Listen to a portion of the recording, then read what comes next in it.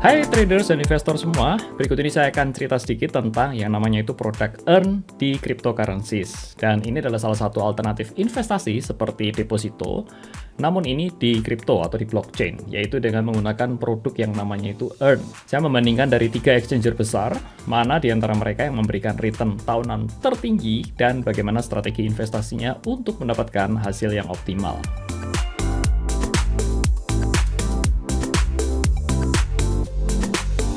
Nama saya Tommy Yu, selamat datang di channel YouTube JSX Pro ID. Saya adalah traders dan investor dengan pengalaman lebih dari 10 tahun di financial market. Dan di channel ini kita akan sama-sama belajar trading dan investasi di instrumen saham, forex maupun di kripto. Kami juga memiliki layanan signal Telegram untuk kripto. Ini membantu teman-teman semua, khususnya bagi yang newbie untuk dapat mendapatkan profit dari market. Dan ini free ya, khusus member. Gimana caranya? Silahkan untuk bisa menghubungi tim support kami. Nomornya seperti ada di WA di layar. Baik, kita sekarang akan mencari ya, kita sebut sebagai produk earn dengan APY tertinggi. Saya akan compare dari produk dari Binance, kemudian Bybit, dan yang terakhir adalah OKX. Sebelumnya ada disclaimer dulu bahwa segala konten dalam video ini bertujuan untuk mengedukasi. Masing-masing investor wajib melakukan riset sendiri ya, so do your own research. Nah, sebelum memulai, apa itu APY atau APY?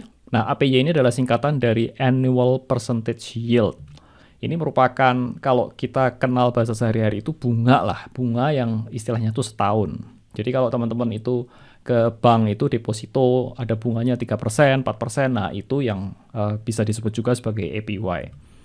Nah ini saya langsung buka saja, ada tabungan ya di sini, kemudian ada deposito. Itu untuk tabungan, contohnya di bank umum, itu sekitar kurang dari 2%. Sedangkan deposito itu sekitar 2-4%, ya ini lumayan lah ya.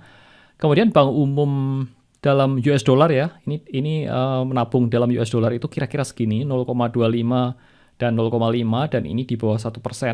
Kemudian kalau yang ketiga alternatif itu, kalau kita menggunakan produk earn, atau ini ya, saya sebut sebagai produk earn atau flexible earn ini dari exchanger, terutama ya, nabung kita dalam bentuknya itu stablecoin USDT dan USDC itu return kita bisa mencapai lebih tinggi, seperti sekitar 2% sampai 4%, atau bahkan kalau ada pas lagi promo itu kita bisa dapat 10%. Dan ini dengan catatan ya, yang ini itu ada pajak 20%. Jadi ini nih yang teman-teman lihat ini nih belum net gitu ya, masih dipotong pajak 20%, sedangkan yang ini itu tidak ada pajak.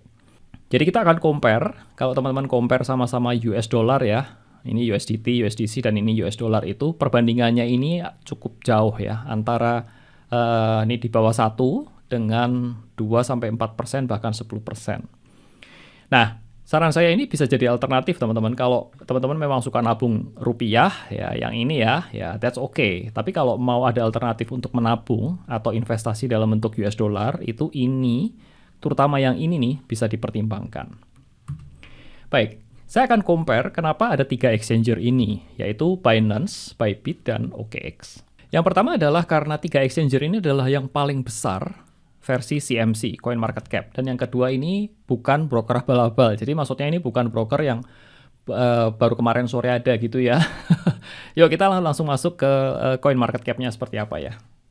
Berikut ini adalah website dari CoinMarketCap. Kalau teman-teman lihat masuk ke bagian exchanger dan kita masuk ke derivatif, itu akan ada rankingnya di sini. Kalau kita lihat, tentunya ini ada ranking pertama adalah Binance. Ini trading volume dalam 24 jam adalah 37 billion. Kemudian disusul OKX dengan 12 billion dan Bybit 7,9, sekitar 8 billion. Dan seterusnya ya. Dan itu sebabnya saya mengambil comparison dari ketiga exchanger ini. Saya akan bandingkan sekarang dari yang pertama itu kita mengambil contoh itu USDT ya. Karena ini kan Tether. Ini yang paling sering menjadi, yang paling umum ya, menjadi stablecoin yang digunakan di cryptocurrencies.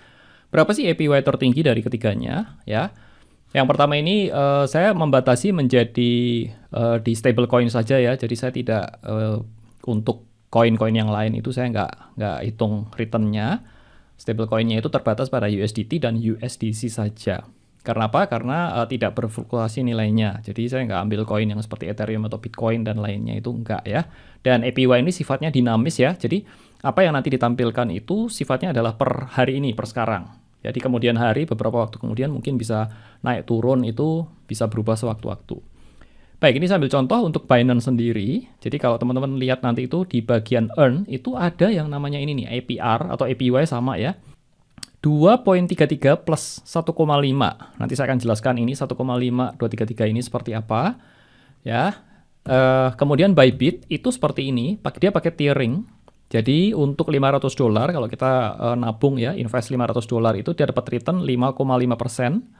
Tier kedua itu 500 sampai 1000 itu dapat 2% dan di atas 1000 itu 0,6. Untuk OKX sendiri, nah ini agak sedikit berbeda. Jadi ini kalau teman-teman lihat itu tier pertama untuk 2000 pertama itu dapat 10% bonus. Tier kedua itu 1%. Nah, perhatikan kata-kata bonus, ini nanti ada penghitungannya sendiri ya. Nanti saya akan jelaskan lebih lanjut. Ini untuk yang USDT ya, yang ini. Untuk yang kedua, itu saya akan ambil contoh case-nya dari USDC, itu seperti ini. Kalau Binance sendiri ini cukup gede, yaitu pada saat ini nih 4,25. Biasanya ini sekitar 3-an ya, 3 sampai 4-an begitu. Tapi hari ini tuh cukup gede, 4,25. Kemudian Bybit sendiri itu gede ya, 8%, tapi untuk $500 pertama. Kemudian 3% dan 1,8. Sedangkan untuk OKX ini USDC-nya sama persis, yaitu 10% untuk 2000 pertama. Dan untuk di atasnya ini 1%. Jadi kesimpulannya seperti ini, saya summary-kan seperti berikut ini.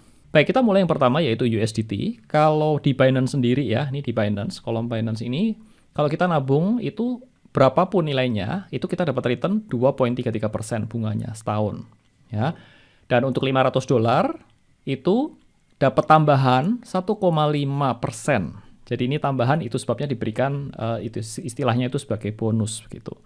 Kalau Bybit itu $500 pertama 5,5, 500 sampai 1000-nya ini dapat 2% dan di atas 1000-nya dapat 0,6. Di OKX sendiri berapapun kita nabung kita dapat 1%. Ya. Untuk 2000 pertama itu kita dapat tambahan bonusnya itu 9%. Ya, ini cara ngitungnya seperti itu. Dan untuk USDC sendiri, itu untuk Binance juga, ini cukup gede ya, itu antara kisaran 3 sampai 4,25. Untuk Bybit sendiri ini, tiering-nya sendiri itu 8%, 3%, dan 1,8% untuk tier 1, 2, 3 seperti ini. Oke, sendiri ini sama hitungannya, jadi ini dapat 1% dan ini 9%.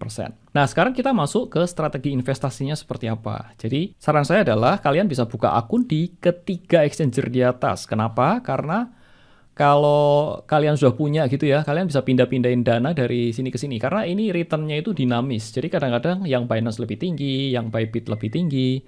Dan ini bisa dipindah-pindahkan gitu ya. Jadi kita cari nanti mana yang return-nya paling tinggi, di situ dana kita alokasikan. Poinnya adalah itu.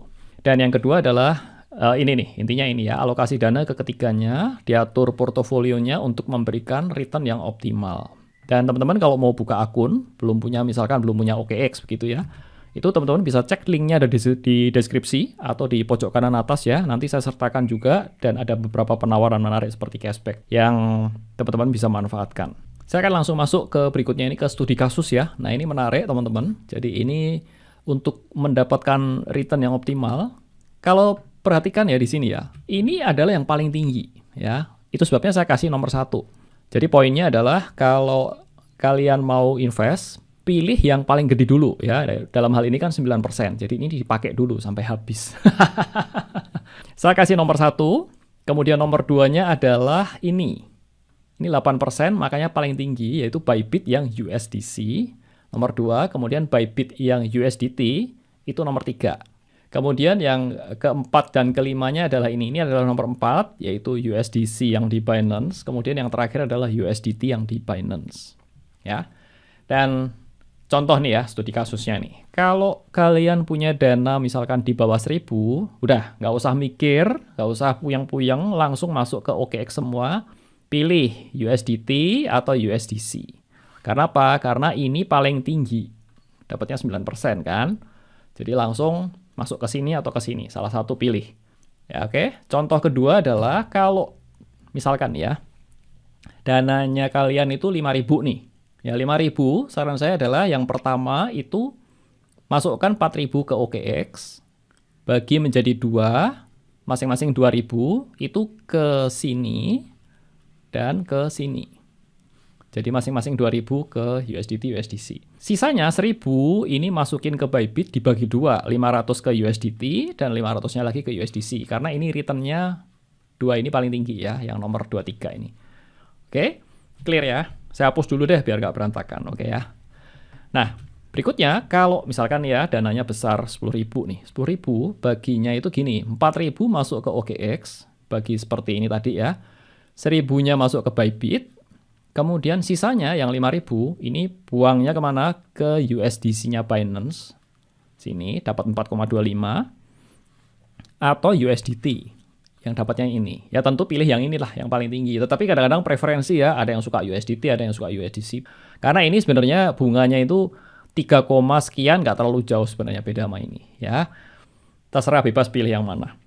Nah, sebagai tips tambahan lagi itu alternatif lainnya ya, kalau teman-teman nggak mau kayak gini, teman-teman bisa juga buka akun atas nama yang lain.